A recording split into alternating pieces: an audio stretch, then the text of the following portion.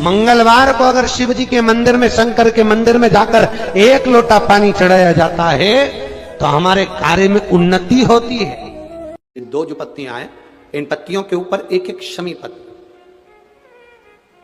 और लाल चंदन ये रखकर, कितना भी रोगीला व्यक्ति हो, रोग से ग्रसित व्यक्ति हो, जिंदगी में कितना ही दुख पड़ रहा हो, बेलपत्र की ये दोनों पत्ती जिसके ऊपर शमी पत्र रखकर, लाल चंदन रखकर, श्री हनुमान जी महाराज और हनुमान जी महाराज के तीसरे नंबर के भाई श्री गतिमान जी, नीचे के क्रम में आते हैं श्री गतिमान जी। उन गतिमान जी और हनुमान जी का नाम लेकर जो शिवलिंग के ऊपर समर्पित कर देता है, रोग का निवारण होता ही।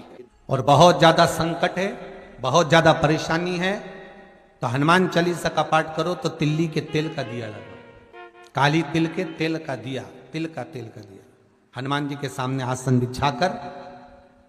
बहुत तकलीफ है तो 3 पाठ प्रतिदिन करो और एक आसन से जितने समय, 9 बजे अगर आप बैठते हो पाठ करने तो 9 बजे ही बैठना है। 11 दिन तक प्रतिदिन 3 पाठ रोज करो।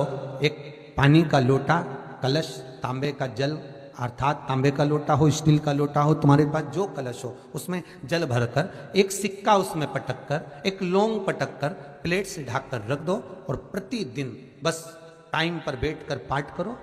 11 दिन पूर्ण होंगे, जिस कामना से आपने पाठ करा है बस वो सिक्का, वो लौंग कलश में से निकाल लो, जल का आचमन करो और जिस काम के लिए करा है वो जल उस प्रयोग में ले लो। उस प्रयोग, किसी से बात करने जाना है तो वो जल पी कर जाइए, कोई से हाथ मिलाना है तो वो सिक्का, वो लौंग अपने हाथ में रखिए, अपने साथ रखिए। कई लोग कहते हैं हम तो बहुत दिनों से हनुमान चालीसा पढ़ रहे हैं, हम बहुत समय से राम रक्षा स्तोत्र का पाठ कर रहे हैं, हम बहुत समय से ये कर, अरे तो उसको नियम से तो करो। हनुमान चालीसा का प्रागट्य केवल एक दिल से की गई स्तुति, हनुमान जी महाराज की स्तुति, राम जी महाराज की स्तुति तुलसीदास जी ने केवल दिल से करी थी, केवल मन से। और ये नहीं कहते कि हनुमान चालीसा पढ़ोगे तभी भगवान, नहीं, आप दिल से अगर भगवान को पुकार लीजिए, आप दिल से पुकारो उसको, वो आएगा। विवाह शादी में देरी हो रही हो, या कोई नया कार्य चालू कर रहे हो उसमें देरी हो रही हो, या कोई सर्विस के लिए, नौकरी के लिए जा रहे हो और वो कार्य नहीं हो रहा हो, तो एक धतूरा, केवल एक धतूरा, उस धतूरे को फोड़कर उसके अंदर का फल निकालकर उस फल को शिवलिंग पर चढ़ाकर 1 लोटा जल शंकर भगवान को समर्पित कर कर। दिन होना चाहिए मंगलवार। कौन सा दिन होना चाहिए? जम के बोलो जरा, मंगलवार। आप लोग कथा में श्रवण करे हैं पूर्व में, हनुमान गतिमान रतिमान मतिमान वर्तिमान, ऐसे हनुमान जी के कई भाई हुए, कई भाई हनुमान जी के हुए। और हमने पहले भी कहा है, जिसकी फैक्ट्री ना चलती हो, बहुत दुकान ना चलती हो, तो हनुमान जी के पांव का थोड़ा सा सिंदूर लेकर, यदि उस सिंदूर को किसी भी फैक्ट्री या दुकान में हनुमान जी के छोटे भाई गतिमान के नाम से अगर एक बिंदी भी सिंदूर की रख दी जाती है, तो वो दुकान और फैक्ट्री भी झड़ाके से चलना प्रारंभ हो जाती है। गतिमान हनुमान जी के छोटे भाई, एक हनुमान जी के छोटे भाई हैं मतिमान। जब व्यक्ति डिप्रेशन में जाता है, एकाग्र चित्त नहीं रह पाता है, पढ़ने बैठता है पर एकदम मन नहीं लग पाता है, तो मतिमान का स्मरण किया जाता है, हनुमान जी के तीसरे नंबर के भाई का, मतिमान। और कहते हैं एक दुर्वा यदि मतिमान के नाम से शंकर भगवान की शिवलिंग पर चढ़ा दी जाए और उसी दुर्वा को वापिस लेकर आया जाए, अंधेरा होने से पहले, सूर्य अस्त होने के पहले, शाम के प्रदोष के पहले, यदि उस दुर्वा को उस व्यक्ति को चबा चबा कर खिला दो, जो डिप्रेस हो रहा है, डिप्रेशन में है, चिंता में है, टेंशन में है और उसका विवेक काम नहीं कर रहा, बुद्धि स्थिर नहीं हो पा रही है या पढ़ने में मन नहीं लग पा रहा है, तो उसको आप एक दुर्वा मतिमान, हनुमान जी के तीसरे नंबर के भाई मतिमान के नाम से अगर खिला देते हैं तो उसकी बुद्धि केंद्रित होना प्रारंभ हो जाती है और वो डिप्रेस से हटना प्रारंभ हो जाता है, मन स्थिर होने लगता है। मतिमान।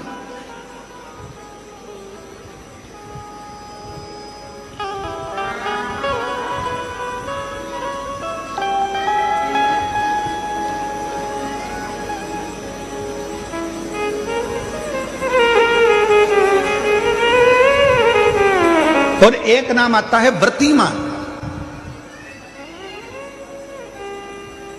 इसका प्रैक्टिकल तुम अभी यहीं से कर लेना, ठीक है? चलते चलते मालूम पड़े तुम्हारी पार्किंग यहां से आधा किलोमीटर दूर है, ठीक है? अरे बोलो तो जम के। आधा किलोमीटर दूर तुम्हारी पार्किंग है और तुम्हारी उम्र लगभग बहुत हो गई। मालूम पड़े तुम थोड़े वृद्ध हो गए हो और तुम्हारा घुटना दुख रहा है, तुम्हारी कमर दुख रही है, चलते चलते बड़ी मुश्किल से तुम कथा स्थल तक पहुंचे हो। अब मन में आ रहा है कि मुझे वापस पार्किंग तक जाना है, कैसे जाऊंगी, पाँव तो दुख रहा है। तो एक काम आज चलते चलते करना कि कहीं सीवर वाला महाराज झूठ तो नहीं बोल रहा है, तो प्रैक्टिकल करके जाना। क्या करोगे?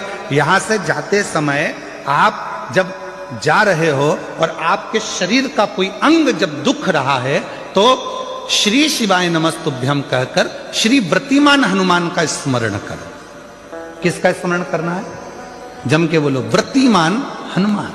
व्रतिमान हनुमान का स्मरण करके कहीं पर भी बैठकर अपने पांव की छोटी वाली जो उंगली है उसको जम के दबाना और दबाने के बाद चल देना। जिस जगह पर भी दर्द हो रहा होगा मेरा बाबा आपको मंजिल तक पहुंचाएगा, दर्द होने नहीं देगा। कल नहीं करना, प्रैक्टिकल आज ही करना। काल करे सो आज कर।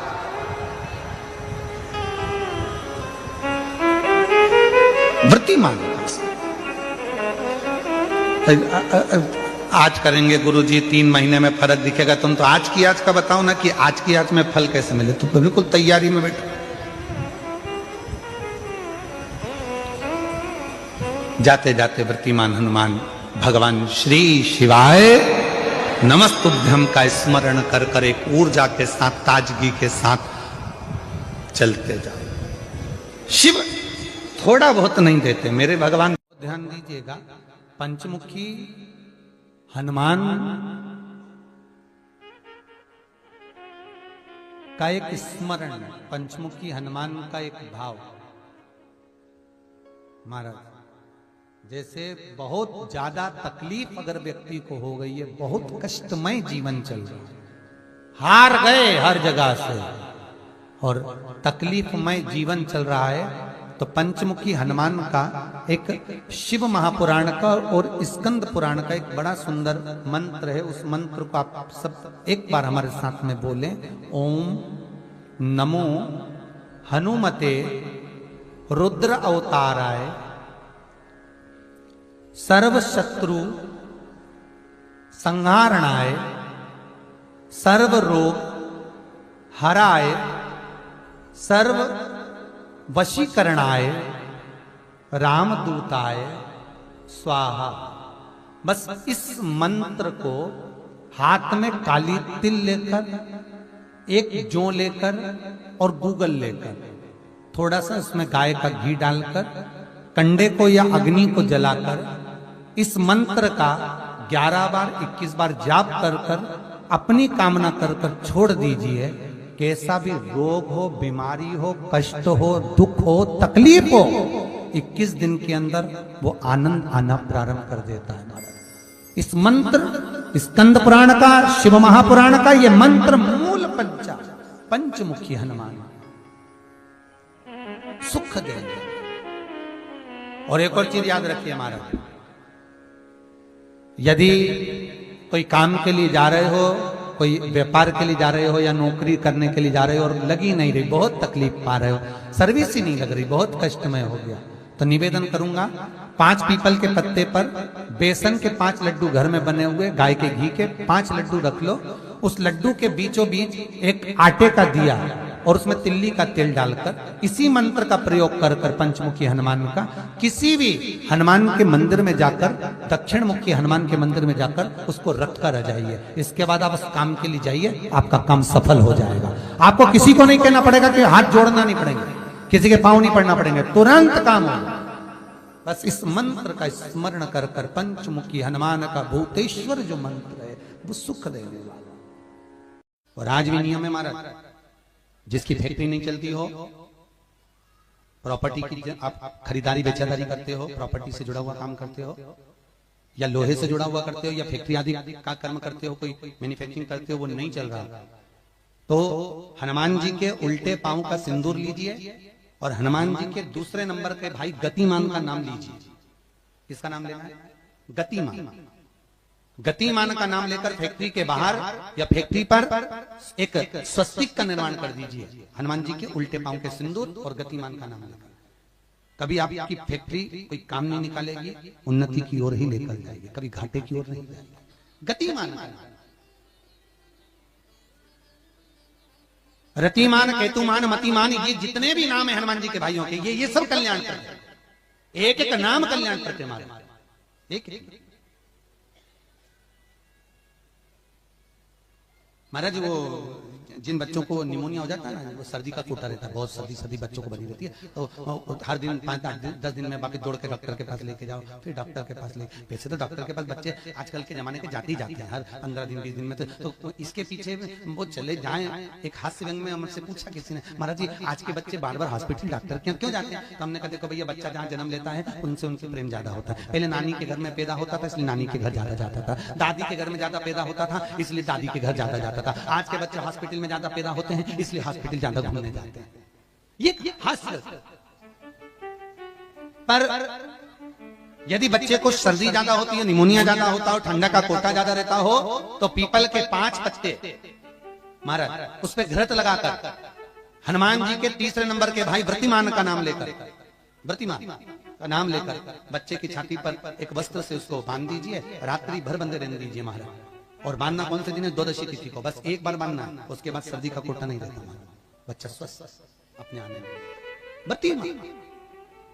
हनुमान जी महाराज के जितने भी भाई हैं सबका सुंदरकांड का पाठ घर में करवा रहे हैं, और पंडित जी को फोन लगा कर कह रहे हैं सबको मजा आना चाहिए। अब तुम पाठ करा रहे हो कि अब हम बोले व्यासपीठ से अच्छा थोड़ी ना लगेगा। बोलो री जीजियो सही है कि गलत है? और जीजा तुम भी बोलो रे सही है कि गलत है? अब ऐसी बात हम कहें अच्छा लगे? सुंदरकांड का पाठ करा रहे हैं और पंडित जी को फोन लगा के कह रहे हैं सबको मजा आना चाहिए। महाराज हम तो बहुत सारे सुंदरकांड करने वाले थे, परंतु हमने तुम्हारा सुना था कि तुम सुंदरकांड में बहुत मजा ला देते हो, इसलिए हम तुमसे करा रहे हैं, इसीलिए तुमसे करा रहे हैं। अब सुंदरकांड का पाठ, मेरे हनुमान जी की कथा, मेरे हनुमान जी का चरित्र मजा लेने के लिए नहीं है, मोक्ष लेने के लिए है। ये मजा करने का विषय नहीं है, ये मोक्ष पाने का विषय।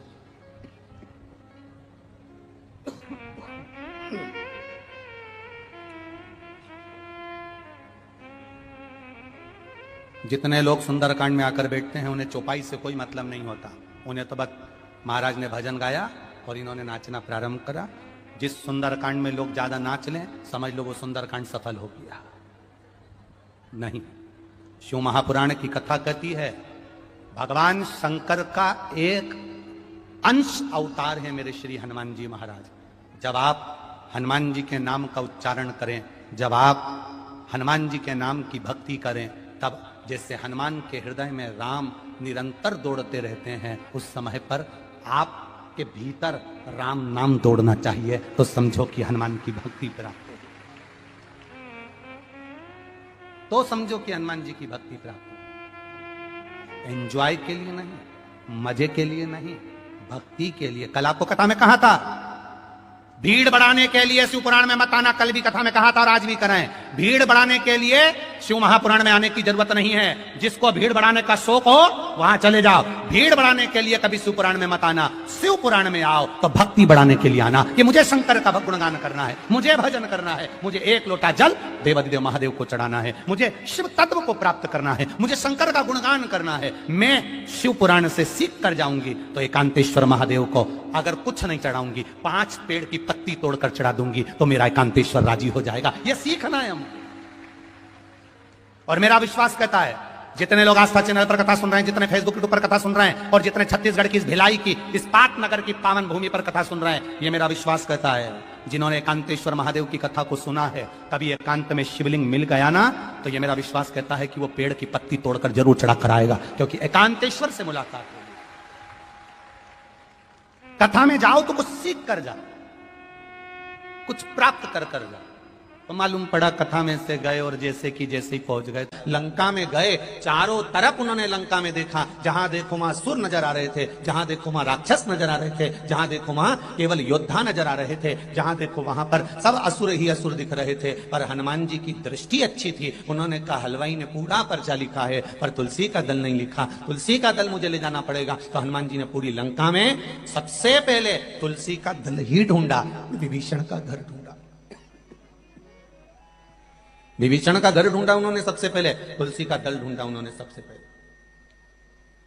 और वो तुलसी के दल को उन्होंने जब देखा तो वो तुलसी के दल को देखकर समझ गए कि इस पूरे लंका में कोई एक है जो भगवत भजन करने वाला है। फिर क्या देखा हनुमान जी ने कि विभीषण की धर्म पत्नी शर्मा दिया लेकर आई है और तुलसी के क्यारे में लगा रही है।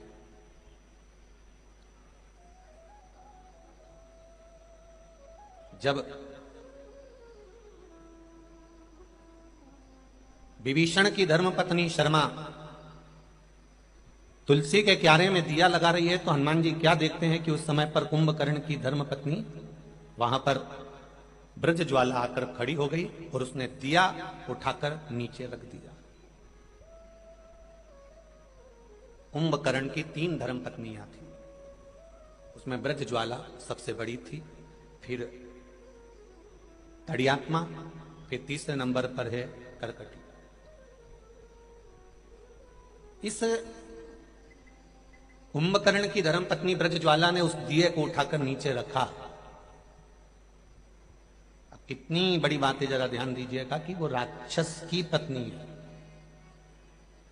कुंभकर्ण की पत्नी, और ब्रज ज्वाला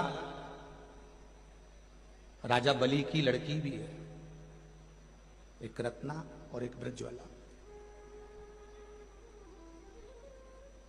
रत्ना बाद में पूतना बनी थी, रत्नमाला, और ब्रजज्वाला कुंभकर्ण की धर्मपत्नी बनी। देखा उन्होंने कि ये ब्रजज्वाला आई और विभीषण की धर्मपत्नी शर्मा ने दिया लगाया और वो दिया इस ब्रजज्वाला ने उठाकर नीचे रख दिया, तो शर्मा को क्रोध आ गया, शर्मा को गुस्सा आ गया कि मैंने तुलसी जी में क्या रखा और इसने उठाकर नीचे रख दिया। थोड़ा सा क्रोध आएगा जब आप गलत कर रहे हो और गलत करने वाले व्यक्ति को अगर थोड़ा सा सुधारा जाएगा, गलत करने वाले को थोड़ा सा संवारा जाएगा, गलत जगह से अच्छी जगह पर लाया जाएगा, तो थोड़ा ना थोड़ा क्रोध तो आएगा, उसको कोई नकारा नहीं जा सकता।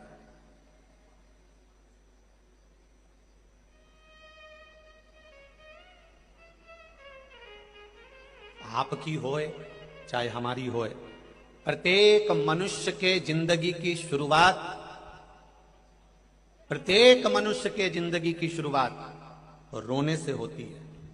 कैसे होती है? बोलो बोलो, जम के बोलो जरा। रोने से। माता के गर्भ से बाहर निकले और रोना चालू कर दिया। प्रत्येक मनुष्य के जिंदगी की शुरुआत, चाहे साधु, सन्यासी, तपस्वी, साधक, उपासक, महात्मा, ब्राह्मण, क्षत्रिय, वैश्य, शूद्र, संसार का जो मानव है, जो संपूर्ण मानव जगत है, इस मनुष्य की शुरुआत रोने से होती है। जब माता के गर्भ से पैदा होता है तो सबसे पहले रोता है। अगर नहीं रोएगा तो डॉक्टर सिस्टर उसको धप मार के चिमटा खोड़ के रुलाएंगे, क्योंकि रोएगा तो स्वस्थ रहेगा, तो उसको रुलाया जाता है। प्रत्येक मनुष्य की जिंदगी की शुरुआत रोने से होती है। प्रत्येक मनुष्य का जीवन रोने से चालू होता है। जब परमात्मा ने ये लिख कर भेजा है कि तेरे जन्म पर तू रोएगा, तो फिर दुख आए तो टेंशन क्या लेना कि जरा जरा सी बात में रोना। क्योंकि हम ये जान जाएं कि जिंदगी की शुरुआत रोने से हुई है, तो थोड़े बहुत दुख से हमें रोना नहीं आना चाहिए, क्योंकि हमारी शुरुआत ही दुख से और रोने से प्रारंभ हुई है। तो क्या टेंशन, क्या जिंदगी। महाराज, अगर व्यक्ति के जीवन में कोई बीमारी आने वाली है, व्यक्ति के जीवन में कोई रोग आने वाला है, व्यक्ति के जीवन में अगर कोई कष्ट आने वाला है, व्यक्ति के जीवन में अगर कोई परेशानी आने वाली है, व्यक्ति के जीवन में कोई एक्सीडेंट का योग भी बनने वाला है, तो शास्त्र कहता है वो दिशा दक्षिण से ही बनता है। ये दक्षिण जो दिशा है ये यम की दिशा। यहां संपूर्ण परिवार के साथ यमराज अपने आनंद में निवास करते हैं। पूरे घर में वास्तु के हिसाब से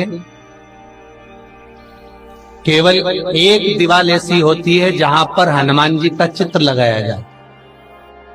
चाहे तुम पर्वत उठाने वाला चित्र लगाओ हनुमान जी का, चाहे बैठे हुए लगाओ, चाहे रामायण पढ़ने वाला लगाओ, चाहे लंका दहन करने वाला लगाओ, चाहे राम नाम जपने वाला लगाओ, चाहे लक्ष्मण को संजीवनी देने वाला लगाओ, चाहे मौन मुद्रा में लगा दो, चाहे स्तुति में लगा दो, चाहे भजन में लगा दो। हनुमान जी का कोई भी चित्र लगता है तो ना पूरब में लगेगा, ना पश्चिम में लगेगा, ना दक्षिण में लगेगा। हनुमान जी का अगर चित्र लगता है तो उत्तर की दीवार में दक्षिण को देखते हुए लगेगा।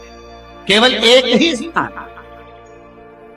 जैसे पूर्वजों के चित्र को, पितरों के चित्र को, गए हुए हमारे जीवों के चित्र को दक्षिण में विराजमान किया जाता है, उसी तरह हनुमान को उत्तर में विराजमान कर कर दृष्टि दक्षिण में कर दी। घर में हनुमान जी के जितने फोटो होते हैं उसको केवल दक्षिण दिशा में लगा, उत्तर दिशा में लगा बिठाते थे, और दक्षिण की ओर उनकी दृष्टि होना चाहिए, दक्षिण की ओर उनका मुख होना चाहिए। और जब हमारे घर में, हम ये नहीं कह रहे कि आप हनुमान जी का फोटो लगाओ, हम ये भी नहीं कह रहे, आपके घर में हो और आपने अगर विराजमान कर कर रखा है किसी दिशा में, तो हमारा तो निवेदन रहेगा, अभी तक आपने अगर जैसा रखा, पर एक बार दिशा बदल कर देखना कि रोग, बीमारी, कष्ट, दुख, तकलीफ में आपको लाभ मिला कि ना।